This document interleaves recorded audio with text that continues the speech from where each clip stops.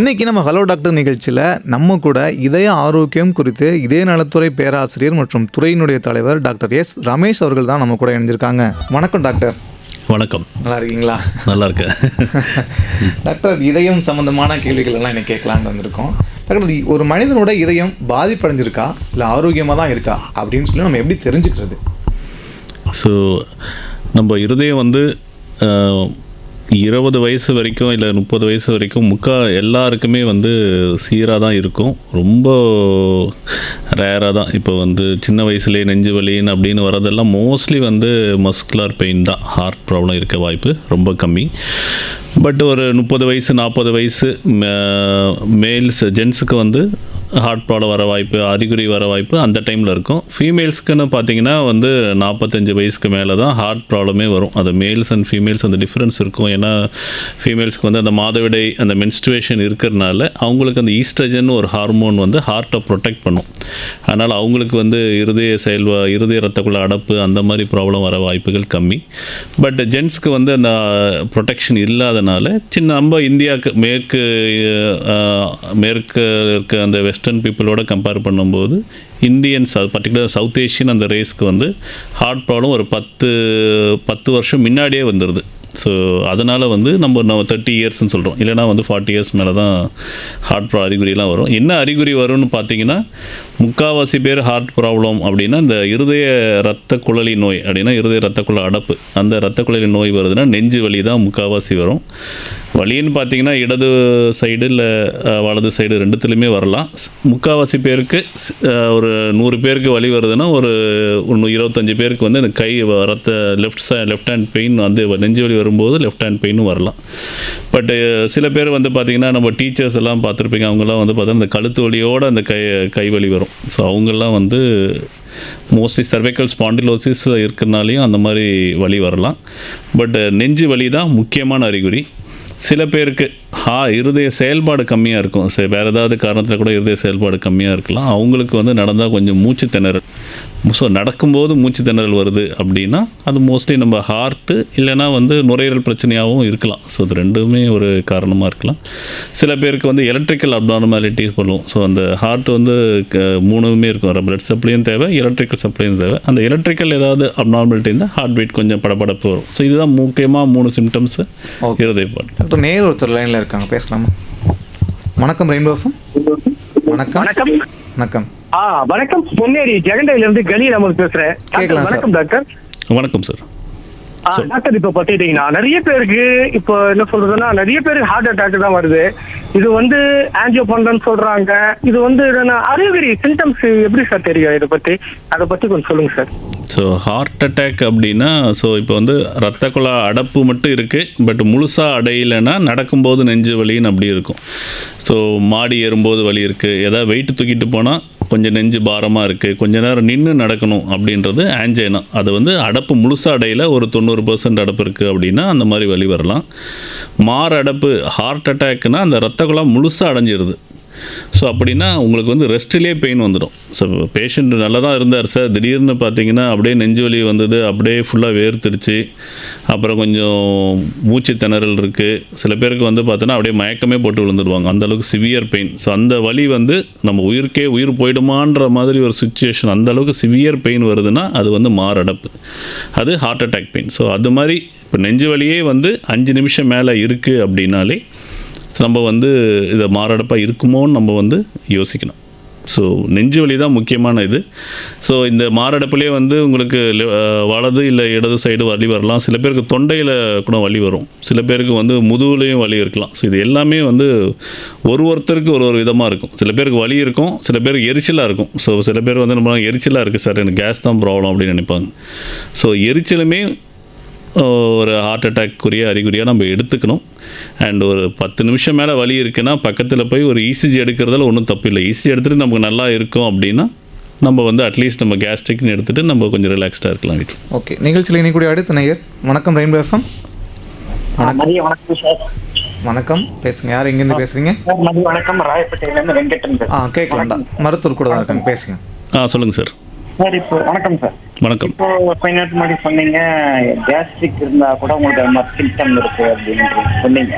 But கிட்ட போய் நம்ம போய் பார்த்தோம்னா இசிஜில எடுத்தா நார்மல், ஆனா இசிஜி நார்மல், அப்புறம் எக்கோ எடுத்தா அப்நார்மல் இருக்கு. அது மாதிரி கேசஸ் இருக்கா? அது நம்பர் 1.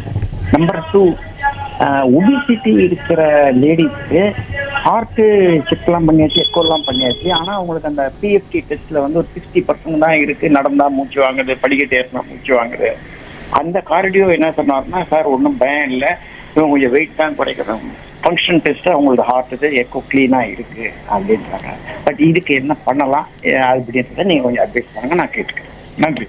சரி. ஸோ உங்களோட கேள்வி வந்து ரெண்டு இருக்குது. மொதல் கேள்வி என்னென்னா, இசிஜி வந்து நார்மலாக இருக்குது, நெஞ்சு வலின்னு போகிறீங்க, ஹார்ட் ப்ராப்ளம் மாதிரி சந்தேகப்பட்டு போகிறீங்க, ஆனால் இசிஜி நார்மலாக இருக்குது. எக்கோ பார்க்கும்போது எக்கோவில் வந்து ஹார்ட் அட்டாக்னு சொல்லி உங்களை அட்மிட் பண்ண சொல்கிறாங்க. ஸோ நீங்கள் பார்த்தீங்கன்னா ஹார்ட் அட்டாக் வந்து 100 பேருக்கு இசிஜி எடுத்திங்கன்னா 50 பேருக்கு உடனே வந்து சேஞ்சஸ் வந்துடும். ஒரு மீதி இருக்கிற 50 பேருக்கு வந்து ஒரு 1 hour 2 hours கழிச்சு தான் சேஞ்சஸ் வரும். ஸோ அதனால் வந்து வாட்டி இசிஜி எடுத்துகிட்டு ஓகே அது வந்து ஹார்ட் அட்டாக் மாதிரி தான் இருக்குது அப்படின்னா, நம்மக்கிட்ட இப்போது நீங்கள் பெரிய ஹாஸ்பிட்டல் போனீங்கன்னா எக்கோ வசதியும் இருக்கும். எக்கோனா உடனே ஹார்ட்டை நம்ம வயிறு ஸ்கேன் பண்ணுற மாதிரி ஹார்ட்டை ஸ்கேன் பண்ணி பார்க்கலாம். அது ஸ்கேன் பண்ணும்போது 100% நம்ம வந்து மேஜர் அட்டாக் வந்திருக்கா இல்லையா நம்ம வந்து கிளியர் பண்ணிடலாம். அண்ட் இதையும் மேலே ஒரு மைனராக அட்டாக் வந்திருக்கு அப்படி இன்னும் வந்து நெஞ்சு வலி இருதயமாக இருக்குன்னா நம்ம ட்ரோபோனின் ஒரு பிளட் டெஸ்ட் பண்ணுவாங்க. அந்த ட்ரோபோனின் டெஸ்ட் வந்து ஒரு 2 hours பெயின் மேலே இருந்தால் அது கொஞ்சம் லைட் எலிவேஷன் இருக்கும். ஸோ அது வந்து மைனர் அட்டாக் கூட நம்ம ரூல் அவுட் பண்ணிடலாம். ஸோ இசிஜி மட்டும் நம்பும்போது 50% ஹார்ட் அட்டாக் வந்து நம்ம வந்து மிஸ் பண்ணிவிடுவோம். அதனால் வந்து கம்பைன்டு வித் எக்கோ அந்த ட்ரோபோனின் டெஸ்ட் எடுக்கும்போது நம்ம வந்து 100% நம்ம வந்து ரூல் அவுட் பண்ணிடலாம். நீங்கள் எமர்ஜென்சி போகும்போது நம்ம ஹார்ட் அட்டாக்காக இல்லையான்னு ரூல் அவுட் பண்ணிடலாம். இரண்டாவது கொஸ்டின் வந்து ஒரு ஒபீஸான பேஷண்ட்டுக்கு வந்து மூச்சு திணறல். ஸோ மூச்சு திணறல் வந்து நம்ம 2 காரணமாக வரலாம். ஒன்று நுரையீரல் ப்ராப்ளம், இல்லைனா இருதய ப்ராப்ளம். சில பேர் இன்னும் ஃபீமேல்ஸ்க்கு இன்னும் முக்கியமான காரணம் பார்த்திங்கன்னா அனீமியா, நம்ம ரத்த சோகை, நம்ம ஹீமோகுளோபின் ரொம்ப கம்மியாக இருக்கும்போது கூட மூச்சு திணறல் உங்களுக்கு வந்து வரும். ஸோ ஃபீமேல் ஒபிசிட்டியில் ஹார்ட் நல்லா இருக்குது, ஆனால் ஒபீஸாக இருக்கும்போது என்னென்னா உங்களுக்கு வந்து நுரையீரல் விரிகிற வந்து ரொம்ப கம்மியாக இருக்கும். ஸோ அதனால் நீங்கள் அவங்களுக்கு அந்த நுரையீரல் விரிகிற கம்மியாக இருக்கிறனாலே மூச்சு கஷ்டம் வரலாம். ஸோ அதுதான் வந்து உங்களுக்கு வெயிட் கம்மி பண்ணால் பெட்டராக இருக்கும்னு உங்களுக்கு வந்து மருத்துவர் சொல்லியிருக்காரு. தொடர்ந்து பேசுவோம் ஒரு சிறிய இடைவேளைக்கு பிறகு. அடுத்த நேர் லைனில் இருக்காங்க, பேசிடலாம். வணக்கம் ரெயின்போ எஃப்எம். வணக்கம். ஹலோ வணக்கம், யார் இங்கிருந்து? சார், நான் திருப்பத்தூர் மாவட்டம் ஜங்காலபுரம் கிராமத்திலிருந்து பேசுகிறேன். மருத்துவர் கூட தான் இருக்காங்க, பேசலாம் சார். சொல்லுங்கள் சார். அதாவது வந்து இதய சம்பந்தமான அனைத்து இதுகளையும் சொன்னீங்க, சிம்டம்ஸ், ட்ரீட்மெண்ட் எல்லாம் சொன்னீங்க, ரொம்ப சிறப்பா இருந்தது, சந்தேகங்கள்லாம் தீர்ந்தது. சொல்லுங்க. என்ன வேணும்னா, இப்போ இதய நோய் வராது தடுக்கிறதுக்கு என்ன மாதிரி நடைமுறைகள், உணவு முறைகள், தவிர்க்க வேண்டியது என்ன, சாப்பிட வேண்டியது என்னன்னு மட்டும் கொஞ்சம் தெளிவாக சொன்னீங்கன்னா நல்லா இருக்குமான்னு தோணுது. சரிங்க. ஸோ ஆக்சுவலாக வருமுன் காப்போம். ஸோ நம்ம இருதய வலியோ இல்லை இருதய நோய் வரத்துக்கு முன்னாடி எப்படி காப்பாற்றிக்கணும்னு கேட்குறீங்க. ஸோ முக்கியமான ரொம்ப உங்களுக்கு எல்லாருக்குமே தெரிஞ்சது தான், நம்ம ஜஸ்ட் ரீட்ரேட் பண்ணலாம். ஸோ நம்ம வந்து இப்போது உணவு பழக்கங்கள் ஒன்று இருந்தாலும் ஸோ நம்மளுடைய லைஃப் ஸ்டைலும் கொஞ்சம் மாற்றிக்கணும். ஸோ முக்கியமானது வந்து உறக்கம். ஸோ உறக்கம் வந்து பார்த்திங்கன்னா ஒரு மனுஷனுக்கு ஒரு 7 மணி நேரத்துலேருந்து 9 மணி நேரம் உறங்கினா உங்களுக்கு வந்து ஹார்ட் ப்ராப்ளம் வர்றது கொஞ்சம் குறையுதுன்றாங்க. ஸோ இப்போ 6 மணி நேரம் குறைவாக உறங்குறவங்களுக்கும் இல்லை 7 மணி நேரம் மேலே உறங்குறவங்களுக்கும் வித்தியாசம் பார்க்கும்போது ஹார்ட் ப்ராப்ளத்தை 20% குறையுதுன்றாங்க. ஸோ ஒன்று வந்து உறக்கம் வந்து அவசியம். உறக்கம் வந்து பகல் உறக்கம் கிடையாது, நைட்டு தான் நம்ம உறங்கணும். ஸோ நம்ம வந்து எப்படி நம்ம நேச்சரோடு ஒன்றி இருக்கணும்னு நம்ம வந்து முன்னோர்கள்லாம் சொல்லியிருக்காங்க. ஸோ நம்ம நைட்டு தான் தூங்கணும். இப்போ நிறையா பார்த்தீங்கன்னா ஐடி மக்கள்லாம் வந்து பார்த்திங்கன்னா நைட்டு முடிச்சுட்டு பகலை நான் தூங்கிடுறேன் சார், 8 hours தூங்குறேன்றாங்க. பட் அது வந்து கரெக்டான உறக்கம் இல்லை. நம்ம உடம்பு வந்து நைட்டு தான் உறங்கினா ரொம்ப நல்லது. ரெண்டாவது வந்து உடற்பயிற்சி. ஸோ எல்லாருமே வந்து ஒரு மினிமம் 1/2 மணி நேரம் ஒன்றுமே முடியல சார், என்னால் ஜிம்மெல்லாம் போக முடியாது, எனக்கு அப்படியெல்லாம் வசதி இல்லைன்னு நல்ல ஒரு 1/2 மணி நேரம் டெய்லி நல்லா வேகமாக நடக்கிறதே ஒரு நல்ல பயிற்சி தான். அட்லீஸ்ட் ஒரு வாரத்தில் 150 நிமிஷம் வந்து நடந்தால் நம்ம ஹார்ட் சம்மந்தமான தொந்தரவு வந்து குறையுது அப்படின்றாங்க. ஸோ உடற்பயிற்சியும் ஒன்று முக்கியம், இன்னொன்று வந்து உறக்கம். மூணாவது வந்து உணவுகள். ஸோ என்னென்ன தவிர்க்கணும் அப்படின்னு பார்த்தீங்கன்னா, நம்மளுடைய உணவெல்லாம் பார்த்திங்கன்னா ரைஸ் சம்மந்தமான உணவு தான் நம்ம இதில் இருக்குது. முன்னோர்களும் அதான் சாப்பிட்டுட்டு இருந்திருக்காங்க. பட் ரைஸை கொஞ்சம் குறைச்சிட்டு சிறுதானியங்கள் நிறையா எடுத்துக்கிட்டால், நம்ம ஃபைபர் கொஞ்சம் நல்லா இருந்ததுன்னா இருதயத்துக்கு ரொம்ப நல்லது. அதே மாதிரி பச்சை காய்கறிகள்லாம் ரொம்ப நல்லது.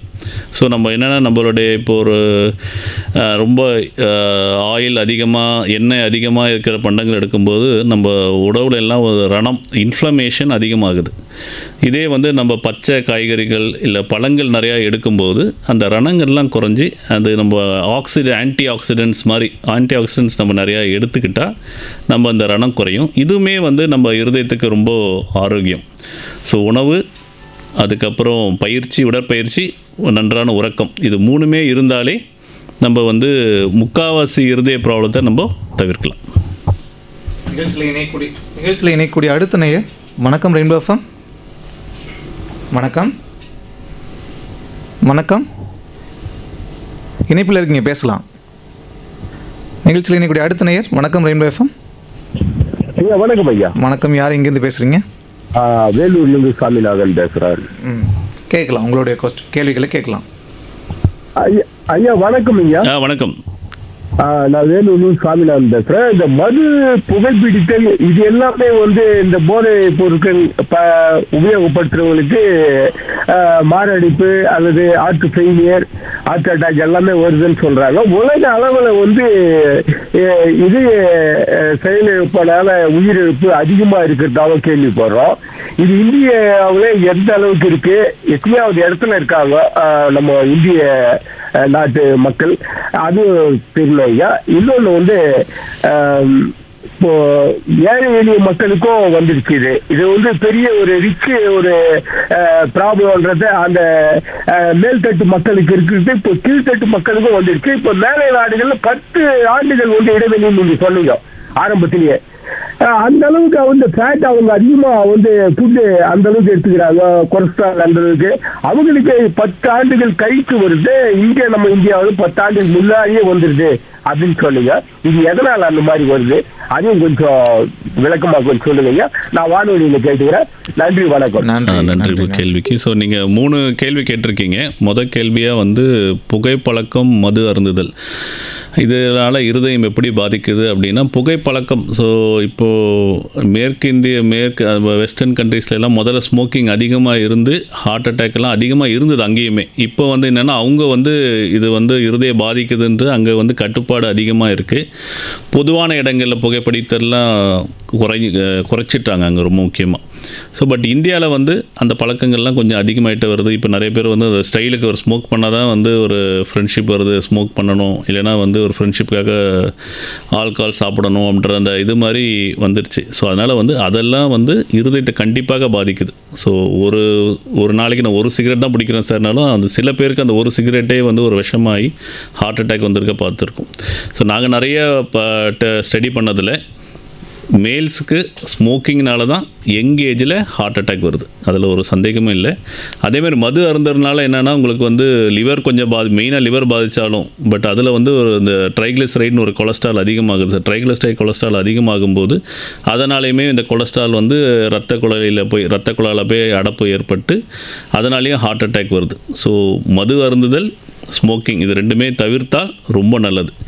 ரெண்டாவது வந்து உங்கள் கேள்வி வந்து வெஸ்டர்ன் கண்ட்ரீஸில் வந்து அயல் நாடுகள்லாம் வந்து பார்த்திங்கன்னா ஹார்ட் அட்டாக் நம்ம இந்தியாவோட 10 வருஷம் பின்னாடி வருது, ஏன் அவங்க நிறையா மாமிசங்கள்லாம் சாப்பிட்றாங்களே அப்படின்னு கேட்குறீங்க. ஸோ இது முக்கியமான காரணம் வந்து மரபணு, அது ஜெனட்டிக்காக வந்து நம்ம சவுத் ஏஷியன் ரேஸ், நம்ம இந்தியர்களில் வந்து பார்த்திங்கன்னா இரத்த குழாய் அடப்பு வாய்ப்பு வந்து அதிகமாக இருக்குது. ஸோ நம்ம அவங்கள மாதிரியே சாப்பிட்டாலுமே நமக்கு வந்து சீக்கிரம் வந்து ஹார்ட் ப்ராப்ளம் வருது. ஸோ நம்ம முன்னோர்கள்லாம் பார்த்திங்கன்னா நல்ல கடினமாக உழைப்பாளிகளாக இருந்தாங்க. ஸோ அவங்களுக்கு வந்து இப்போ நல்ல சைக்கிளில் தான் போயிட்டு இருந்தாங்க, முதல்ல நடந்துட்டு இருந்தாங்க. இப்போ வந்து நம்ம பார்த்திங்கன்னா நடைப்பயிற்சியே இல்லை, நம்ம சைக்கிளும் மிதிவண்டிகள்லாம் நம்ம வந்து ரொம்ப யூஸ் பண்ணுறதில்ல. ஸோ அதனால் வந்து நமக்கு ஃபிசிக்கல் ஆக்டிவிட்டி குறைஞ்சிடுது. ஸோ அதனால் நமக்கு தேவையான, இப்போ நம்ம உடலுக்கு தேவையானதோடு அதிகமாக சாப்பிட்றோம். ஸோ நம்ம ரைஸோ சரி, இப்போ ஆயிலோ சரி, எல்லாமே நம்ம உடம்புக்கு தேவையோ, நம்ம எக்ஸசைஸ் கம்மியாகிடுச்சு, இன்னும் நம்ம சாப்பாடு அதிகமாக இருக்குது, அதே அளவு சாப்பிட்றோம். ஸோ அதனால் வந்து நமக்கு ஈஸியாக எக்ஸ்ட்ரா கேலரி வருது. இந்த எக்ஸ்ட்ரா கேலரி வந்து கொழுப்பாக சேர்ந்து ரத்த குழாயில் சேர்ந்துருது. ஸோ அதுதான் ஒரு முக்கியமான காரணமாக. மரபணுவால் நமக்கு ரொம்ப ரிஸ்க் இருக்குது. கூட வந்து நம்ம உணவு பழக்கங்களும் கொஞ்சம் மாறி வருது, வெஸ்டர்னைஸ்டாக மாறி வரும். நிறைய மீட்டெல்லாம் எடுத்துக்கிறோம், ஃப்ரைட் மீட்டர்ஸ் எடுத்துக்கிறோம். ஸோ லைஃப் ஸ்டைலும் மாறனால தான் நமக்கு இப்போ நிறையா யங் ஏஜில் ஹார்ட் அட்டாக் தென்படுது. இன்னொரு காரணம் வந்து நம்ம நிறைய கண்டுபிடிக்கிறோம். முன்னாடியெல்லாம் ஒரு நடந்தார் சார் அப்படியே இறந்துட்டார், நம்ம கண்டுபிடிக்காமல் இருந்திருப்போம். இப்போ நமக்கு வசதி அதிகமாக இருக்குது, மருத்துவம் நல்லா இம்ப்ரூவ் ஆனனால ஹார்ட் அட்டாக் இது வந்து ஹார்ட் அட்டாக் தான் இறந்தாருன்னு நம்ம கண்டுபிடிக்கிற வாய்ப்பு அதிகமாக இருக்குது. நிறைய பேரும் வந்து நெஞ்சு வலினா உடனே போய் ஹாஸ்பிட்டலும் போகிறாங்க. அதனாலே வந்து நிறைய ஹார்ட் அட்டாக் கண்டுபிடிக்கிறோம். ஸோ நிறையாவும் கண்டுபிடிக்கிறோம், பட் வியாதியும் அதிகமாகுது. இன்னொரு முக்கியமான காரணம் வந்து நீரிழிவு நோய் ஆர் சுகர்னு சொல்லுவோம். ஸோ நம்ம பார்த்திங்கன்னா இந்தியா தான் டயபெட்டிக் கேபிட்டல். அப்படின்னா ஆல் ஓவர் வேர்ல்டில் பார்க்கும்போது இந்தியர்களுக்கு தான் அதிகமாக இந்த டயபெட்டிஸ் மெலிட்டஸ் இருக்குது. ஸோ டயபெட்டிஸ் மெலிட்டஸ் இருந்தாலே ஹார்ட் ப்ராப்ளம் நமக்கு வந்து வர வாய்ப்பு நிறைய இருக்குது. நிகழ்ச்சியில் இணையக்கூடிய அடுத்த நேயர், வணக்கம் ரெயின்போ எஃப்எம். வணக்கம் ரெயின்போ எஃப்எம். ஐயா வணக்கம். நான் வேலூர் மாவட்டம் கட்பாடியில் இருந்து சந்திரசேகர். மருத்துவர் இருக்காங்க, பேசலாம் உங்கள்கிட்ட. வணக்கம் டாக்டர். வணக்கம் மேடம். வணக்கம் டாக்டர். ஒல்லியா இருக்கிறவங்களுக்கு கூட இந்த கொலஸ்ட்ரால் அப்படிங்கிற ஒரு இஷ்யூ இருக்கிறத பாக்குறோம். ஈவன் அவங்களுக்கு கூட இந்த ஹார்ட் அட்டாக் அது மாதிரியான விஷயங்களையும் பாக்குறோம். எனக்கு என்ன கேள்வினா, இந்த கொலஸ்ட்ரால் செடிமெண்ட்ஸ் ஒல்லியா இருக்கிறவங்களுக்கும் எப்படி வருது? உணவு பழக்க வழக்கங்கள் தானா அல்லது ஹெரிடிட்டரியா? அண்ட் பொதுவாக இந்த கொலஸ்ட்ரால் உடைய லெவல்ஸ், அதாவது குட் கொலஸ்ட்ரால் பேட் கொலஸ்ட்ரால்ங்கிறோம்ல, அதனுடைய லெவல்ஸ் எவ்வளவுக்கு மேல போச்சுன்னா கொஞ்சம் அலார்மிங்கான ஒரு விஷயம். எனக்கு இதை பத்தின விளக்கம் சொல்றீங்களா டாக்டர்? கண்டிப்பாம்மா. இது வந்து நல்ல கேள்வி. ஸோ கொலஸ்ட்ரால், ஸோ இப்போ என்னென்னா நம்ம வெயிட்டுக்கு ஏற்ற மாதிரி கொலஸ்ட்ரால்னு பார்த்திங்கன்னா அது கிடையாது. ஸோ நம்மளுடைய பிளட் கொலஸ்ட்ரால் லெவல் வந்து இஸ் டிட்டர்மைன் மரபணுனால, ஜெனட்டிக்னால தான் டிட்டர்மைன் ஆகுது. ஸோ நம்ம உணவு வந்து 35% தான் டிட்டர்மைன் த பிளட் கொலஸ்ட்ரால். பாக்கி 65% வந்து லிவரில் தான் உங்களுக்கு கொலஸ்ட்ரால் ப்ரொடியூஸ் ஆகுது. ஸோ இந்த கொலஸ்ட்ரால் எப்படி நம்ம வந்து ஜீரணிக்கிறோம், மெட்டபலைஸ் பண்ணுறோமோ அதை பொறுத்து தான் பிளட் கொலஸ்ட்ரால் டிட்டர்மைன் ஆகும். ஸோ நம்ம ஒல்லியாக இருக்கோம், அவங்களுக்கான ஜெனட்டிக்லி அவங்க ஃபேமிலியில் ஃபுல்லாகவே கொலஸ்ட்ரால் இருக்குன்னா, ஒல்லியாக இருந்தாலுமே பிளட் கொலஸ்ட்ரால் அதிகமாக இருக்கும். இந்த பிளட் கொலஸ்ட்ரால் அதிகமாக இருக்கிறவங்களுக்கு ஹார்ட் ப்ராப்ளம் அதிகமாக வர வாய்ப்புகள் இருக்குது. ஸோ கொலஸ்ட்ராலே கெட்ட கொலஸ்ட்ரால் நல்ல கொலஸ்ட்ரால் அப்படின்னு நீங்கள் கேட்டிருந்தீங்க. கெட்ட கொலஸ்ட்ரால் அப்படின்னா உங்களுக்கு வந்து நீங்கள் அந்த லிப்பிட் ப்ரொஃபைல் பண்ணும்போது டோட்டல் கொலஸ்ட்ரால் கொடுப்பாங்க, அது மட்டும் நமக்கு இன்ஃபர்மேஷன் கொடுக்காது. அதில் அடுத்து பார்த்தீங்கன்னா HDL அப்படின்னு கொடுத்துருப்பாங்க. So high density lipoprotein. So அது வந்து நல்ல கொலஸ்ட்ரால். நல்ல கொலஸ்ட்ரால் ஏன் அது மட்டும் நல்ல கொலஸ்ட்ரால், மற்றதெல்லாம் கெட்ட கொலஸ்ட்ரால்னு அது வந்து என்னென்னா நம்ம ரத்த குழாயில் படிஞ்சிருக்க கொலஸ்ட்ராலை எடுத்துகிட்டு போய் லிவரில் கொடுத்து அதை ஜீரணிக்கும். ஸோ அதனால தான் நல்ல கொலஸ்ட்ரால். ஸோ டெபாசிட் அந்த ரிவர்ஸ் கொலஸ்ட்ரால் டிரான்ஸ்போர்ட்னு சொல்லுவோம். ஸோ படிஞ்சிருக்க ரத்த குழாவை ரிமூவ் பண்ணுறது HDL. ஸோ ஆனால் LDL, ILDL, VLDLன்றது எல்லாமே வந்து கெட்ட கொலஸ்ட்ரால். இது என்ன பண்ணுன்னா ரத்த குழாயில் போய் கொலஸ்ட்ராலை படிய வைக்கும். ஸோ அதனால தான் உங்களுக்கு ரத்த குழாயில் கொலஸ்ட்ரால் படியும் போது தான் உங்களுக்கு பிளாக் வர்றது. அதனால தான் உங்களுக்கு ஹார்ட் அட்டாக் அந்த ப்ராப்ளம்லாம் வரும். ஸோ இது லெவல் என்ன இருந்தால் நல்லது அப்படின்னு பார்த்தீங்கன்னா, ஆக்சுவலாக இனிஷியலாக முதல்லலாம் பார்த்தீங்கன்னா LDL வந்து சார் 130 வரை நார்மல் தான் அப்படின்னாங்க. இப்போ இருக்க என்ன நம்ம மருத்துவம் முன்னேறும்போது LDL வந்து 100 கீழே, நார்மல் ஆளுங்களுக்கு 100 கீழே இருக்கணும். சுகர் இல்லை பிபி, ஃபேமிலியில் எல்லாருக்கும் ஹார்ட் ப்ராப்ளம் இருக்குது சார், அவங்களுக்கெல்லாம் வந்து பார்த்திங்கன்னா LDL கொலஸ்ட்ரால் 70 கீழே இருந்தால் நம்ம வந்து நோய் வர்றதை தடுக்கலாம் அப்படின்றாங்க. ஸோ இது நம்ம எக்ஸசைஸ் டயட்டில் பண்ணலாம். பட் முக்கால்வாசி வந்து இப்போ அதிகமாக இருக்குது அப்படின்னா நம்ம வந்து மருந்துகள் எடுத்துக்கிறது நல்லது. டாக்டர், இப்போ நீங்கள் ஹார்ட் அட்டாக்னு சொன்னீங்க. ஹார்ட் அட்டாக்கும் கார்டியாட்டிக் அரெஸ்ட்டுக்கும் என்ன difference doctor? So heart attack அப்படின்னா நம்ம ஆல்ரெடி சொன்ன மாதிரி ரத்த குழாயில் அடப்பு. ஸோ 100% அடப்பு இருக்கிறது தான் ஹார்ட் அட்டாக்.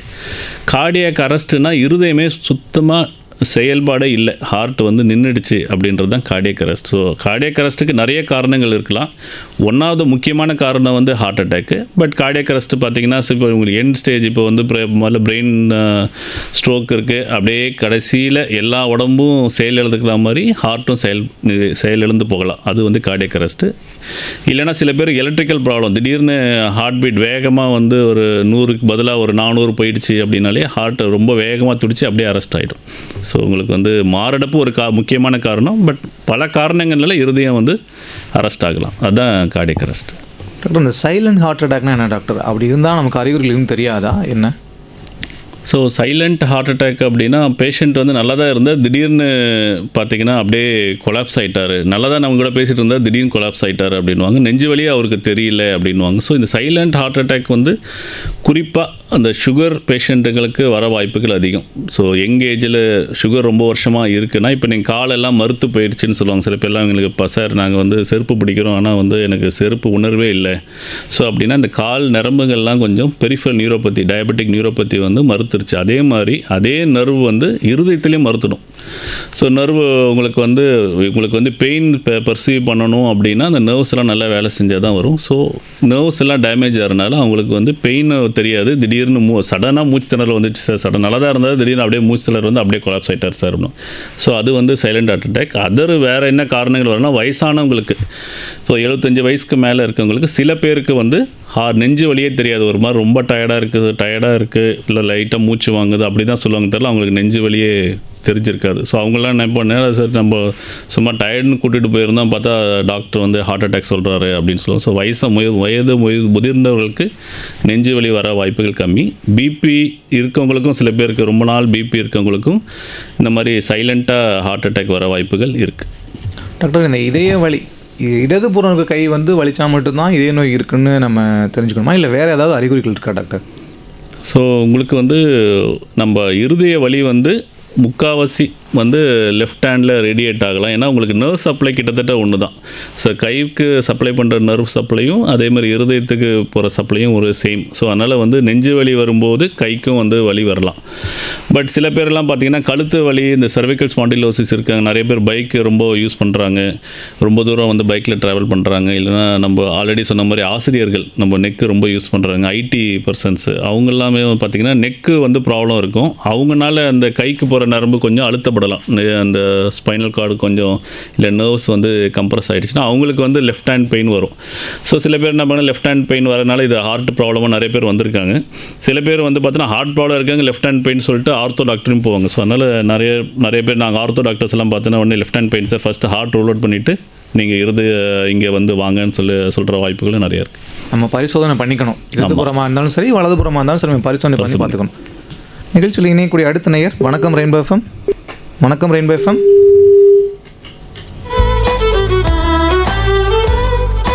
டாக்டர், இந்த இசிஜி எக்கோ பரிசோதனைகள்லாம் எதுக்காக எடுக்கிறோம் டாக்டர்? ஸோ இசிஜின்றது வந்து நம்ம இருதயத்தோட எலக்ட்ரிக் சப்ளையை அப்படியே வந்து நம்ம கிராஃபிக் ஃபார்மில் கொண்டு வர்றது வந்து இசிஜி. அதுதான் வந்து முதல்ல நம்ம இருதய ப்ராப்ளம் கண்டுபிடிக்கிறது. அந்த காலத்தில் ஒரு 1970க்கு முன்னாடி எல்லாம் வந்து இசிஜி வச்சு தான் நம்ம வந்து இருதய ப்ராப்ளம் எல்லாம், நம்ம ஹார்ட் அட்டாக் மட்டும் இல்லை, இருதய செயல்பாடு இல்லைனா சின்ன வயசுலேயே வந்து கன்ஜென்டல் ஹார்ட் டிசீஸ், பிறவிலேயே கொஞ்சம் ஹார்ட் ப்ராப்ளம் இருக்குது, எல்லாமே வந்து இசிஜி வச்சு தான் கண்டுபிடிச்சிடணும். ஹார்ட்டோட எலக்ட்ரிக்கல் மேப்பிங்னு வச்சுக்கலாம். ஸோ பட் எக்கோன்றது வந்து ஸ்கேன். இப்போ நம்ம வயிறு வந்து ஸ்கேன், இப்போ வயிறு வலினா நம்ம போய் ஒரு ஸ்கேன் பண்ணுறதோ இல்லை கிட்னியில் கல் இருக்கான்னு ஸ்கேன் பண்ணுற அதே டெக்னாலஜி தான் ஹார்ட்டுக்கும். ஸோ இதில் என்னென்னா ஹார்ட்டோட செயல்பாடு ஈஸியாக பார்த்துடலாம். ஸோ ஹார்ட் ஃபங்க்ஷன் நல்லா இருக்கா, நீங்கள் பார்த்தீங்கன்னா நிறைய பேர் எஜெக்ஷன் ஃப்ராக்ஷன் எவ்வளோ அப்படின்னு கேட்பாங்க, பேஷண்ட்டே கேட்பாங்க எஜெக்ஷன் ஃப்ராக்ஷன் எவ்வளோ சார். ஸோ அது வந்து ஹார்ட் ஃபங்க்ஷன் பார்க்குறதுக்கு ஈஸியாக இருக்கும். அதே மாதிரி இந்த பிறவி நோய்கள்லாம் கூட நம்ம கண்டுபிடிச்சிடலாம். ஏதோ ஹோல் இருக்கிறது, இல்லை வால்வு சரியாக செயல்படுதா, வால்வ் லீக்கேஜ் இருக்கா, வால் சுருக்கம் இருக்கா, இந்த ரொமாட்டிக் ஹார்ட் டிசீஸில் வால் சுருக்கமெல்லாம் வரலாம். சில இப்போலாம் நிறைய பேர் பார்த்தீங்கன்னா இந்த அயோட்டிக் ஸ்டெனோசிஸ் சொல்லுவாங்க, அவங்க கூட இந்த டாவர்ன் அப்படின்னு ஒரு ப்ரொசீஜர்லாம் நிறைய வந்தனால நிறைய பேருக்கு அவேர்னஸ் இருக்குது அந்த அயோட்டிக் ஸ்டெனோசிஸ். ஸோ அந்த மாதிரி வால்வ் ப்ராப்ளம் இருக்கிறது கண்டுபிடிக்கலாம். இன்னொன்று முக்கியமாக நம்ம வந்து எமர்ஜென்சி ரூமில் கண்டுபிடிக்கிற, அது ஒரு இன்னொருத்தர் கேள்வி கேட்டார் இல்லைங்களா, அதே மாதிரி வந்து ஹார்ட் அட்டாக் வந்திருக்கான்றது மேஜர் அட்டாக் நம்ம கண்டிப்பாக வந்து எக்கோ வச்சே கண்டுபிடிச்சிடலாம். இசிஜி நார்மலாக இருந்தாலும் நம்ம எக்கோ வச்சு ஹார்ட் அட்டாக் வந்திருக்கா இல்லையா நம்ம வந்து கண்டுபிடிச்சிருக்கிறதுக்கு எக்கோ வந்து ரொம்ப யூஸ்ஃபுல்லான ஒரு சிகிச்சை, ஒரு டெஸ்ட்டு. ஓகே டாக்டர், ஒரு சாதாரண மனிதன் எந்த வயசுலேருந்து இதயத்தை வந்து பரிசோதனை பண்ணணும் டாக்டர்? ஸோ நார்மல் இப்போ வந்து நம்ம சவுத் ஏஷியன், நம்மளுடைய சவுத் ஏஷியன் குரூப் வந்து ஆக்சுவலாக முதல்ல 40 வயசுன்னு சொல்லிட்டு இருந்தாங்க. பட் இப்போ நம்ம பார்க்கும்போது நிறைய பேர் சின்ன வயசுலேயுமே, இப்போ நம்ம லைஃப் ஸ்டைல்லாம் மாறினால சின்ன வயசுலேயே ஹார்ட் ப்ராப்ளம் வர நிறைய பேர் வந்து பார்த்திங்கன்னா 35 வயசு 40 வயசுலேயே ஹார்ட் ப்ராப்ளம் இருக்குது. ஸோ நம்ம வந்து ரத்த குழாய் அடைப்பு வந்து ஒரு 10 வருஷம் முன்னாடி தான் இருந்தால் தான் உங்களுக்கு வந்து 40 வயசில் நோய் வந்து வெளிப்படுத்தும். ஸோ அதனால் நம்ம 30 வயசுலேயே வந்து ஹார்ட் ப்ராப்ளம் இருக்கா, நம்ம ஹார்ட் ப்ராப்ளம் செக் பண்ணுறதோட நம்ம மெயின் வந்து கொலஸ்ட்ரால், பிபி, சுகர் இருக்கான்னு நம்ம வந்து 30 வயசுலேயே செக் பண்ணிடணும். ஸோ நிறைய பேர் மாஸ்டர் செக்கப் வந்து பண்ணிக்கிட்டா எந்த வயசில் பண்ணுறதுன்னு கேட்குறாங்க. ஸோ நம்ம வந்து 30 வயசுலேருந்தே செக் பண்ணிட்டா நம்ம 40 வயசில் இது நம்ம கரெக்டாக பிபியோ இல்லை நம்ம கரெக்டான சுகர் நம்ம மெயின்டைன் பண்ணும்போது 40 வயசில் ஹார்ட் ப்ராப்ளம் வராமல் நம்ம தடுக்கலாம், இல்லைனா வந்து கொஞ்சம் தள்ளி போடலாம். ஸோ 40 வயசு வரது 50 வயசு இல்லை 60 வயசுக்கு நம்ம தள்ளி போடுறதுக்கு வாய்ப்பு இருக்குது. அதனால் செக்கப் பண்ணுறது வந்து ஒரு 30 வயசுலேருந்தே பண்ணணும். ஓகே டாக்டர், இப்போ நீங்கள் ஸ்டார்டிங்கில் சொன்னீங்க ஆண்களை விட பெண்களுக்கு வந்து மாரடைப்புகள் வந்து கம்மியாக இருக்குன்னு, இது எதனால் ரீசன் டாக்டர்? இது என்ன ரீசன்? ஸோ அது நல்ல கேள்வி. உங்களுக்கு வந்து பார்த்தீங்கன்னா லேடிஸ்க்கு வந்து இன்னரண்ட்டாகவே அந்த ஹார்மோன் ப்ரொடெக்ஷன் இருக்குது. ஸோ முக்கியமான ஹார்மோன் வந்து ஈஸ்ட்ரஜன். ஸோ ஈஸ்ட்ரஜன் என்ன பண்ணுது, இந்த ரத்த குழாவை நல்லா செயல்படுத்துறதுக்கு ஹெல்ப் பண்ணுது. ஸோ ரத்த குழாய் உங்களுக்கு நல்லா விரிவடையணும் அப்படின்னா நைட்ரஸ் ஆக்சைடு அப்படின்னு ஒரு அமிலம் ப்ரொடியூஸ் ஆகும். ஸோ இந்த நைட்ரஸ் ஆக்சைடு வந்து ரத்த குழாயத்தை விரிவுபடுத்தும். ஸோ இந்த ஈஸ்ட்ரஜன் அவங்களுக்கு வந்து அதிகமாக இருக்கிறனால அந்த ரத்த குழாய் வந்து உங்களுக்கு விரிவுபடுத்துகிற தன்மை அதிகமாக இருக்கும். ரத்த குழாய் விரிவுபடும் போது வந்து இன்ஃப்ளமேஷன் எல்லாமே குறைஞ்சிடும். ஸோ இந்த இன்ஃப்ளமேஷன் இருந்தால் தான் உங்களுக்கு போய் கொலஸ்ட்ரால் போய் படியும். ஸோ அந்த கொலஸ்ட்ரால் படிகிற தன்மையும் வந்து லேடிஸ்க்கு வந்து கம்மியாக இருக்கும். ஸோ அதனால தான் பார்த்தீங்கன்னா வந்து ஒரு அவங்களுக்கெல்லாம் ஹார்ட் ப்ராப்ளம் பார்த்தீங்கன்னா 45 வயசு அப்படின்னு இருக்கும்.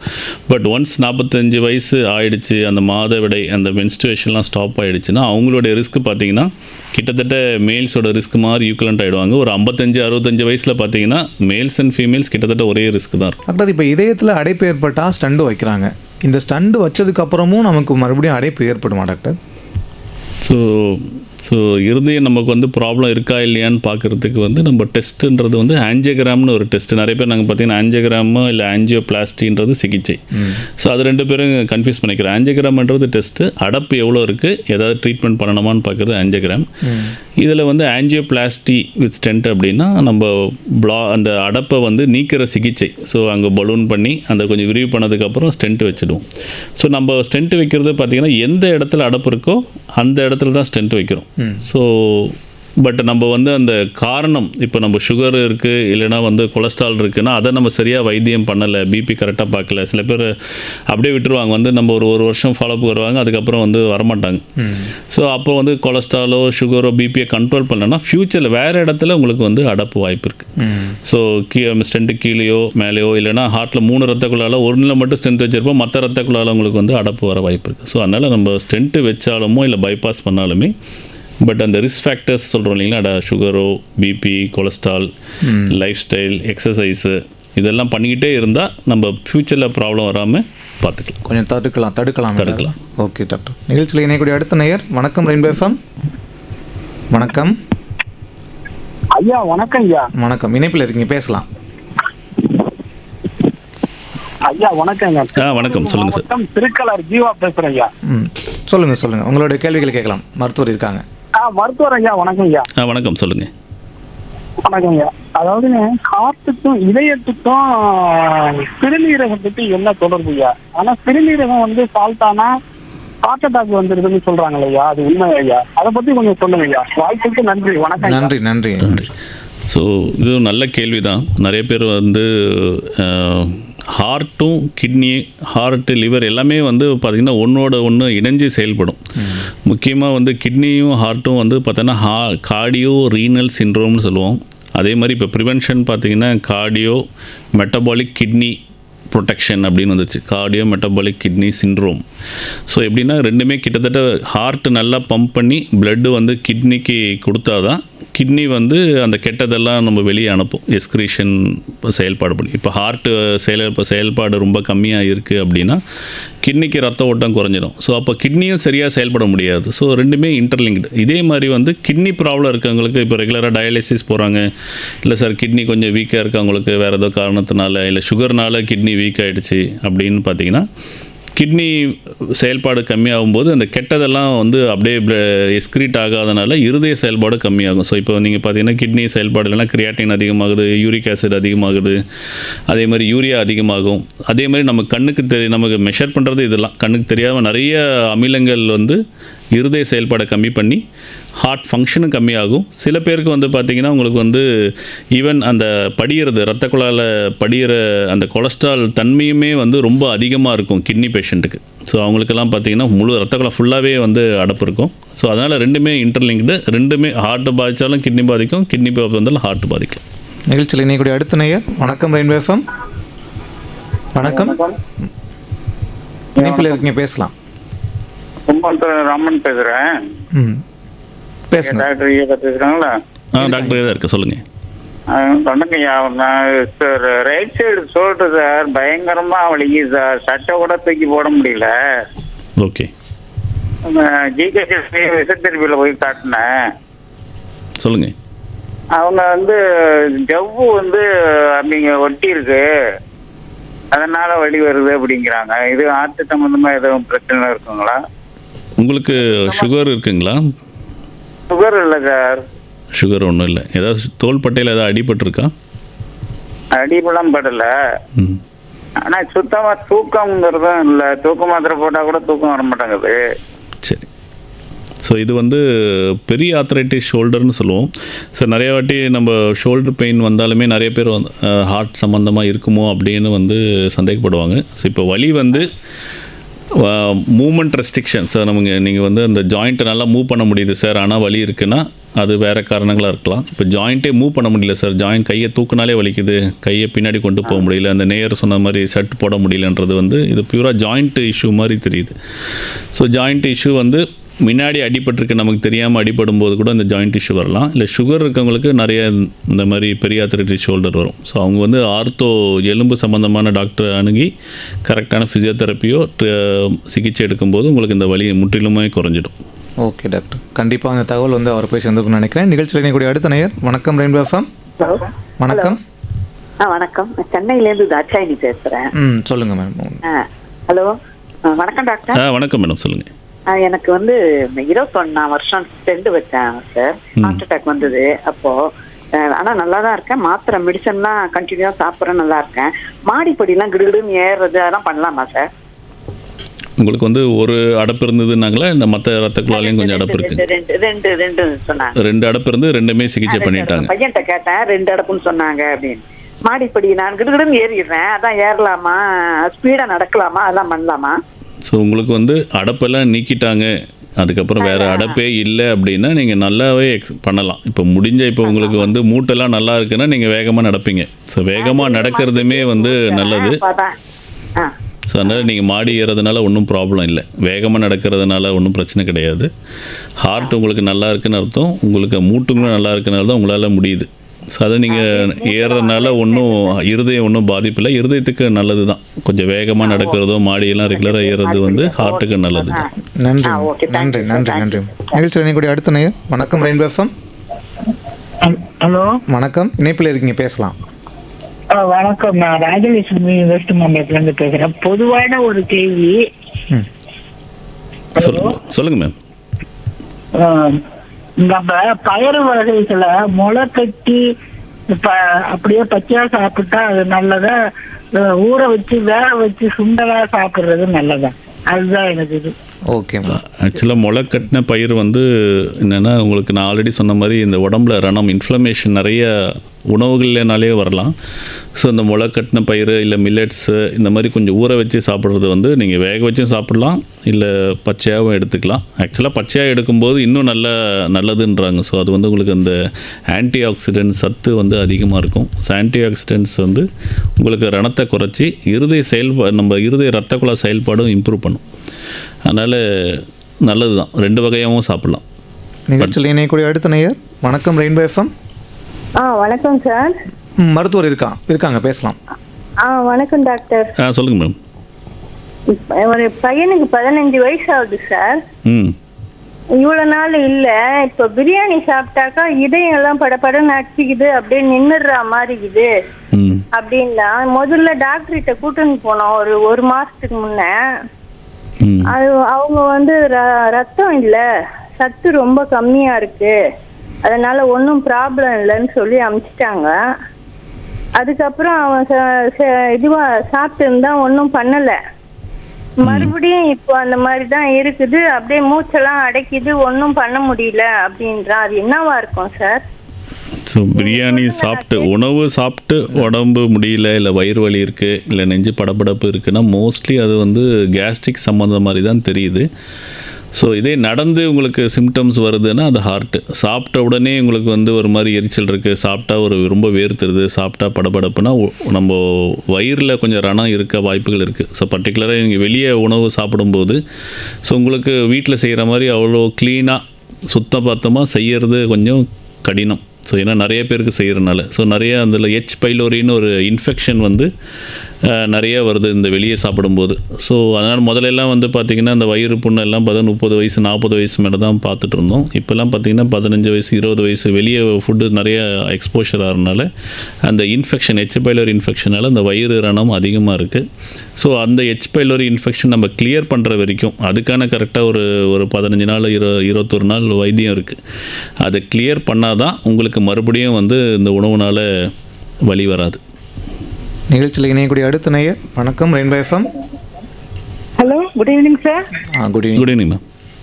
நான் கொடுங்கையூர்லேருந்து பேசுகிறேன் சார், கல்யாணின்னு பேசுகிறேன். சொல்லுங்கள் மேம். ஐ ஆம் ஏ ஹார்ட் பேஷண்ட் சார். எனக்கு 2018 பைபாஸ் சர்ஜரி பண்ணி பேஸ் மேக்கர் வச்சுருக்காங்க. ஓகே.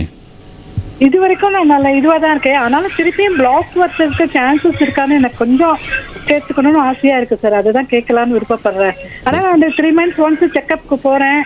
ECG அண்ட் எக்கோ எல்லாமே எடுக்கிறாங்க. ஏதாவது பார்த்துட்டு நல்லாதாம்மா இருக்கு அப்படின்னாங்க. ஆனாலும் எனக்கு கொஞ்சம் தெரிஞ்சுக்கலான்னு ஆசை. அதனால தான் உங்களுக்கு ஃபோன் பண்ணேன் சார். ஏன்னா இன்னும் அது ஒன்றும் ப்ராப்ளம் இல்லை, திருப்பிலாம் பிளாக் வராது இல்லை சார். ஓகேம்மா. ஸோ ஆக்சுவலாக வந்து உண்மை நம்ம சொல்லணும் அப்படின்னா ஒரு வாட்டி ஹார்ட் ப்ராப்ளம் வந்திருக்குன்னா ஃப்யூச்சரில் வர வாய்ப்புகள் இருக்குது. பட் உங்களுக்கு பைபாஸ் பண்ணியிருக்காங்க எல்லாம், உங்களுக்கு இப்போ ஒன்றும் சிம்டம்ஸ் இல்லாதனால இப்போ ஒன்றும் மேஜரான ப்ராப்ளம் எதுவுமே இல்லை. உங்களுக்கு வந்து ரெகுலராக செக்கப் பண்ணிவிட்டு எல்லாம் நல்லா இருக்குன்னு சொல்லியிருக்காங்க. எல்லாமே நல்லது தான். பட் நீங்கள் ஃப்யூச்சரில் ப்ராப்ளம் வரக்கூடாது அப்படின்னா சுகர் நல்லா கண்ட்ரோல் பண்ணிக்கோங்க. ஸோ அந்த மேஜிக் நம்பர்ஸ்ன்னு சொல்லுவோம். ஸோ HbA1c வந்து 7 கீழே இருக்கணும். கொலஸ்ட்ரால் பார்த்தீங்கன்னா LDL கொலஸ்ட்ரால் வந்து 70 கீழே இருந்தால் நல்லது. முக்கியமாக 55 கீழே இருந்தால் ரொம்ப ஐடியல். LDL அதில் வந்து 70 கீழே மெயின்டைன் பண்ணுங்கள். ப்ளட் ப்ரெஷர் வந்து 130/80 கீழே மெயின்டைன் பண்ணுங்கள். இதெல்லாம் கரெக்டான அந்த நம்பர்ஸ் கரெக்டாக மெயின்டைன் பண்ணிவிட்டு வெயிட்டு ரொம்ப இன்க்ரீஸ் ஆகலை, நல்லா எக்ஸசைஸ் பண்ணுறீங்கன்னா உங்களுக்கு வந்து ஹார்ட் ப்ராப்ளம் வர வாய்ப்புகள் ரொம்ப கம்மிமா.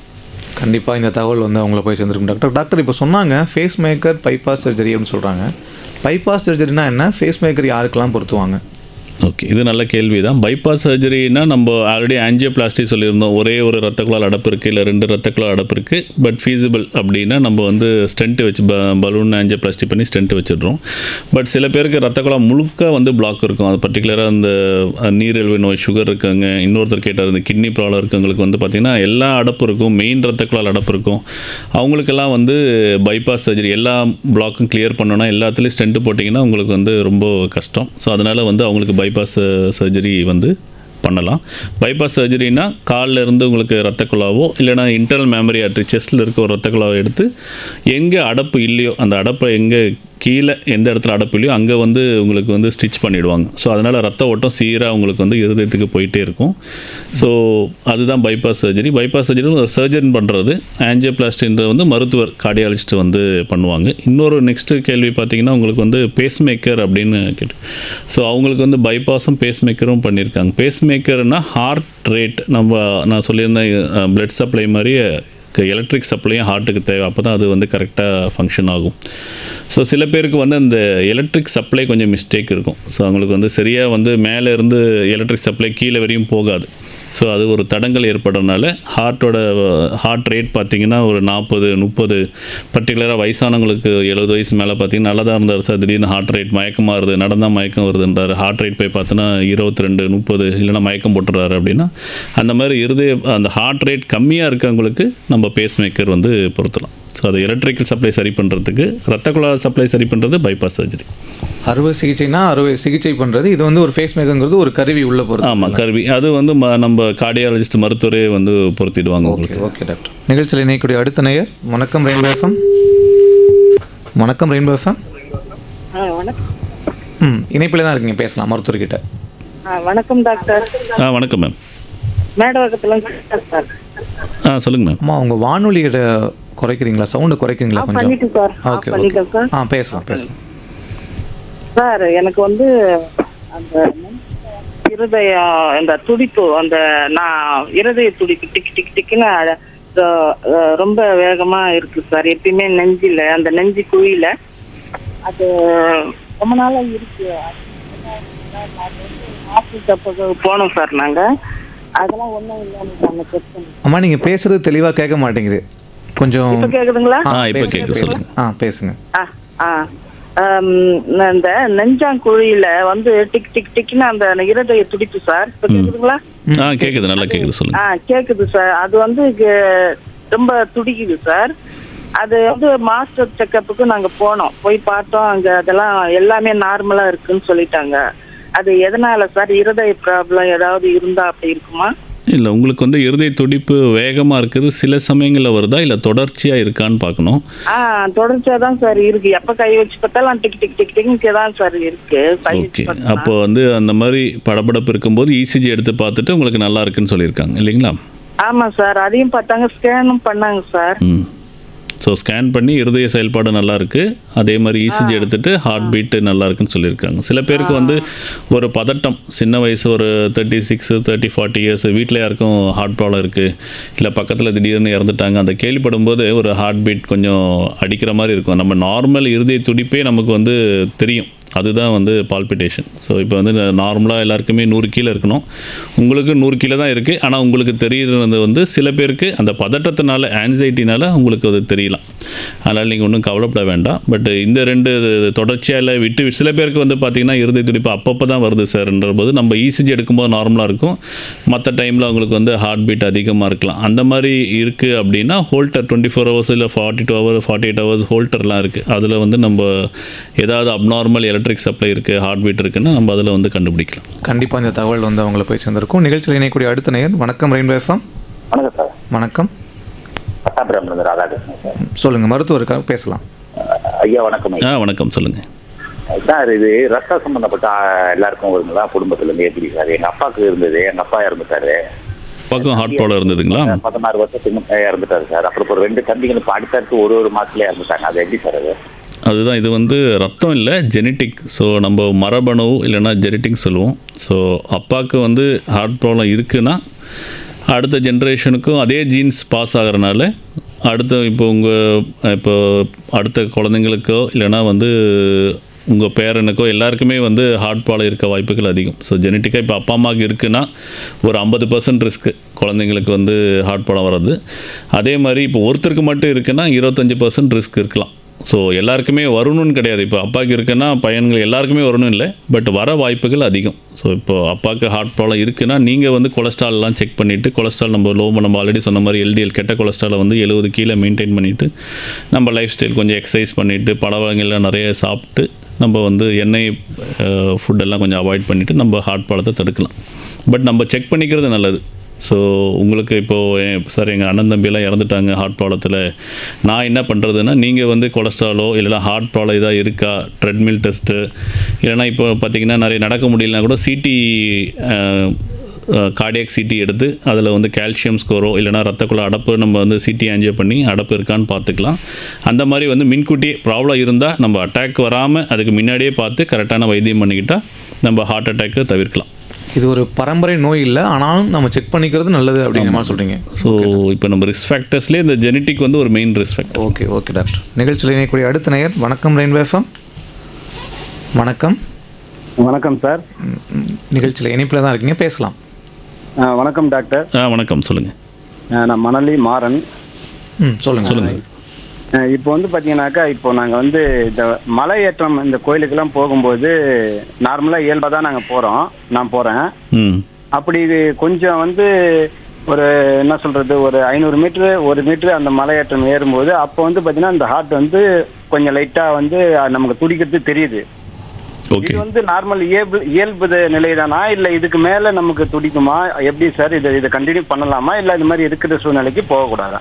உங்களுடைய வயது என்ன சார் ஆகுது? எனக்கு 43 ஆகுது. ஸோ 43 வயசில் இப்போ நார்மலாக இப்போ நீங்கள் ரெகுலராக வந்து மலை ஏறலை, எப்போவுமே நீங்கள் வந்து எக்ஸசைஸே பண்ணலை, திடீர்னு நீங்கள் ஏறுறீங்க அப்படின்னா கண்டிப்பாக வந்து மூச்சு திணறலோ இல்லைன்னா படபடப்பு வரலாம். ஏன்னா அது பாடி டீகண்டிஷன்டாக இருக்குது. ஸோ இதே மாதிரி நீங்கள் வந்து நான் ரெகுலராக மலை ஏறுவேன் சார், இப்போ திடீர்னு தான் எனக்கு ஒரு மாதிரி மூச்சு அடைக்குது இல்லை படபடப்பு வருதுன்னா அது வந்து கொஞ்சம் அப்நார்மல். ஆனால் நான் ரெகுலராக தான் ஏறிட்டு இருந்தேன். ஆரம்பத்தில் நான் வந்து 2009 ஸ்டார்டிங்கில் ஏறும்போது அப்போ தான் எனக்கு இந்த மாதிரி ஒரு ஃபீலிங் வரதே தெரிஞ்சுது. ஆனால் அதுக்கப்புறமா நான் வருஷம் போயிட்டு தான் இருக்கிறேன். இப்போ எனக்கு இம்ப்ரூவ்மெண்ட் தெரியுது. எனக்கு இப்போ வந்து ஃபர்ஸ்ட்லாம் வந்து பார்த்தீங்கன்னா நான் ஒரு 1 மணி நேரம் 2 மணி நேரம் ஏற வேண்டிய இடத்துல இப்போ நான் 1 மணி நேரம் ஏறுறேன். அப்போ எனக்கு வந்து அந்த படபடப்பு குறைஞ்சிருக்குது. இதை நான் மலை ஏற்றும் போதே நான் ஃபீல் பண்ணுறேன் எனக்கு. அப்படின்னா நீங்கள் வந்து இப்போ பாடி நல்லா எக்ஸசைஸ் பண்ணி கண்டிஷனாக வச்சுருக்கீங்கன்னு அர்த்தம். ஸோ முதலையோட இப்போ நல்லா இருக்கீங்க. இதே முதல்ல வந்து நான் ஒரு 2 மணி நேரத்தில் ஏறினது இப்போ 1 மணி நேரத்தில் எடுக்கிறேன்னா உங்கள் இருதயம் வந்து நல்லா செயல்படுது, நல்லாவும் உங்கள் மசில்ஸும் வந்து நல்லா கோஆப்ரேட் பண்ணுதுன்னு அர்த்தம். ஏறும்போது நல்லா மூச்சு வாங்க, கீழ் மூச்சு வாங்க, மேல் மூச்சு வாங்க. ஆனால் நான் என்ன பண்ணுவேன், ஒரு 10 நிமிஷம் அப்படியே உட்காந்து ரெஸ்ட் எடுப்பேன். நல்லா இயல்பு நிலைக்கு வந்த பிறகு மறுபடியும் நான் போவேன். அந்த மாதிரி ஒரு சூழ்நிலை அதை நான் பயன்படுத்துகிறேன். அதனால ஒன்றும் ப்ராப்ளம் கிடையாது. ஒன்றும் ப்ராப்ளம் இல்லை சார். ஓகே, நன்றி. நன்றி. வணக்கம் ரெயின்போ எஃப்எம். வணக்கம் ரெயின்போ எஃப்எம் நிகழ்ச்சியில் இணைக்கூடிய அடுத்த நேயர். வணக்கம் ரெயின்போ எஃப்எம். ஹலோ, வணக்கம். வணக்கம் சார், நான் ராமநாதன் பேசுறேன். பேசுங்க. மருத்துவர் இருக்கார், கூட தான் இருக்கார். Good afternoon sir. Good afternoon, சொல்லுங்கள். என் பேர் 70 சார். என் மிஸ்ஸஸுக்கு வந்து 62. லாஸ்ட் இயர் வந்து கண் ஆப்ரேஷன் பண்ண போனோம் சார். சரிங்க. அப்போ வந்து ஹார்ட் ஒப்பீனியன் வாங்கிட்டு வாங்கன்னு சொன்னாங்க. வாங்கிட்டு வந்தா அந்த இசிஜியில் கொஞ்சம் பிளாக் இருக்குது அப்படின்னு எக்கோ எடுத்து பார்த்தாங்க சார். இப்போ வந்து எக்கோ கிளீனாக இருக்கு, நீங்கள் பண்ணிக்கலாம்னு எழுதி கொடுத்தாங்க. ஓகே. பிபி சுகர் இல்லாதனால உங்களுக்கு ஒன்றும் ப்ராப்ளம் இல்லை, நீங்க போய் போங்கன்னு சொன்னாங்க. இப்போ எப்படி சார், இப்போ இப்பவும் பிபி சுகர் இல்லாம தான் இருக்காங்க. ஓகே. ஆனா HbA1c 6.5 இருக்கு சார். சரிங்க. அது பாஸ்டிங் பார்த்தா 100, 70, 80 இருக்கு. பிபிஎஸ் வந்து 120 இருக்கு சார். அது என்ன பண்ணு சார், மாத்திரை சாப்பிடணுமா எப்படி? வேணான்றாங்க டாக்டர். பிசிஷன் பார்த்துட்டு மாத்திரை வேணாம் சுகருக்கு அப்படின்றாங்க. கொலஸ்ட்ரால் நார்மலா இருக்கு, கொஞ்சம் ஹைட்டா கம்மியா இருக்கு, அதுக்கும் வேணான்றாங்க. ஓகே. ஸோ இப்போ வந்து கண் ஆப்ரேஷன்றது ரொம்ப மைல்டான சர்ஜரி. நீங்கள் பார்த்தீங்கன்னா 10 நிமிஷம் 15 நிமிஷத்துலேயே பண்ணி முடிச்சிருவாங்க. ஸோ அதில் வந்து மேஜர் ஸ்ட்ரெஸ் ஹார்ட்டுக்கு கிடையாது. பட் இருந்தாலும் உங்கள் வயசு அதிகமாக இருக்கிறனால இருதய செயல்பாடெல்லாம் நல்லா பார்த்தீங்கன்னா சில பேர் இப்போ 1000 பேருக்கு பண்ணுவாங்க, ஒருத்தர் கூட நம்ம வந்து திடீர்னு ப்ராப்ளம் வரலாம். அதனால தான் வந்து வயசு அதிகமாக இருக்கனால உங்கள் ஹார்ட் செக் பண்ணிட்டு வாங்கன்னு சொல்லியிருந்தாங்க. உங்கள் இருதயம் நல்லா இருக்குது. ரெண்டாவது உங்களுடைய கேள்வி வந்து HbA1c 6.5. ஸோ யூஸ்வலாக வந்து 6.5க்கு நம்ம வந்து லைஃப் ஸ்டைலோ உணவு மூலயமா தான் கட்டுப்படுத்துவோம். இது நம்ம மாத்திரையெல்லாம் கொடுக்க மாட்டோம். 7க்கு மேலே போச்சு, HbA1c 7க்கு மேலே போனால் தான் நம்ம வந்து மருந்து உங்களுக்கு ஆரம்பிக்கணும். அதனால தான் உங்கள் மருத்துவர் கரெக்டாக 6.5 நீங்கள் டயட் எக்ஸசைஸ்லேயே உங்களுக்கு வந்து கண்ட்ரோல் பண்ணிக்கோங்க, வேறு எதுவும் வேண்டான்னு சொல்லியிருக்காரு. கண்டிப்பாக இந்த தகவல் வந்து அவங்களுக்கு போய் சேர்ந்துருக்குன்னு நினைக்கிறேன். டாக்டர், நிகழ்ச்சியோட நிறைய பகுதியாக நீங்கள் நேயர்களுக்கு இதயம் சம்மந்தமான இதெல்லாம் சொல்லணும் அப்படின்னா எதை சொல்லுவீங்க டாக்டர்? ஸோ இருதயம் வந்து நம்ம ஹார்ட்லேயே நம்ம உடம்புலேயே ரொம்ப முக்கியமான உறுப்பு வந்து இருதயம். ஸோ நீங்கள் பார்த்தீங்கன்னா மற்ற எல்லா உறுப்புக்கும் கொஞ்சம் ரெஸ்ட்டு கிடைக்கும். நம்ம பிரெயினுக்கு பார்த்தீங்கன்னா வந்து கொஞ்சம் தூக்கத்தில் கொஞ்சம் பிரெயினுக்கு வந்து ரெஸ்ட்டு கிடைக்கும். கை கால் மாசு எல்லாம் வந்து ரெஸ்ட்டு கிடைக்கும். தொடர்ந்து செயல்பட்டுகிட்டே இருக்கிறது பார்த்திங்கன்னா கிட்னி, அதே மாதிரி வந்து பார்த்திங்கன்னா ஹார்ட். ஸோ ஹார்ட் வந்து நின்றுடுச்சுன்னா கார்டியக் அரெஸ்ட். அவர் கேள்வி கேட்டார் அப்படின்னா ஹார்ட் வந்து அரெஸ்ட் ஆகிடுச்சின்னு அர்த்தம். ஸோ அதனால் இருதயம் வந்து நல்லா காப்பாற்றிக்கிட்டால் நம்ம லைஃப் வந்து நல்லா இன்னும் ஆரோக்கியமாக வாழலாம். நம்ம ரொம்ப லாங் லைஃப் கிடையாது, அட்லீஸ்ட் இருக்கும்போது நல்லா ஆரோக்கியமாக வாழலாம். ஸோ எப்படி நம்ம ஆரோக்கியமாக வச்சுக்கிறது அப்படின்னா நம்ம ஆல்ரெடி சொன்ன மாதிரி கரெக்டான உணவு, நல்ல பச்சை காய்கறிகள், நம்ம பழங்கள் இதை நிறையா எடுத்துக்கோங்க. ரெகுலர் எக்ஸசைஸ் பண்ணுங்கள். ஸோ ஒரு 150 மினிட்ஸ் வந்து ஒரு பர் வீக் வந்து எக்ஸசைஸ் பண்ணால் நல்லது. உடல் பருமன் அதிகமாக இருக்குது, வெயிட் அதிகமாக இருக்குன்னா கொஞ்சம் வெயிட் குறைச்சாலே நல்லது. மற்றபடி ரிஸ்க் ஃபேக்டர்ஸ் இருக்குது. இப்போ ஃபேமிலி ஹிஸ்ட்ரி இருக்குது, இல்லைனா கொலஸ்ட்ரால் இருக்குது, இல்லைனா சுகர், பிபி இருக்குன்னா அதெல்லாம் நம்ம கரெக்டான நம்ம மெயின்டைன் பண்ணிட்டாலே உங்களுக்கு வந்து ஹார்ட் ப்ராப்ளம் வராமல் தடுக்கலாம். அப்புறம் புகைப்பிடித்தல் அண்ட் இப்போ நல்ல ஹார்ட் ஆல்ரெடி நம்ம வந்து இதில் வேறு நம்ம ஸ்மோக் பண்ணி இல்லை ட்ரிங்க் பண்ணி நம்ம உடம்புக்கு எடுத்துக்காமல் இருந்தாலே நம்ம ஹார்ட்டை நல்லா காப்பாற்றிக்கலாம். ஸோ நல்லா ஹார்ட்டை காப்பாற்றும் போது நம்ம லைஃப் லாங் நல்லா இருக்கலாம். தேங்க்யூ. இந்த 1 மணி நேரம் நமக்காக ஒதுக்கி இதயம் சம்பந்தமாக பல்வேறு தகவல்களை நமக்கு அளித்த டாக்டர் ரமேஷ் அவர்களுக்கு ரெயின்போ எஃப்எம் 101.4 சார்பாக மனமார்ந்த நன்றிகள் டாக்டர்.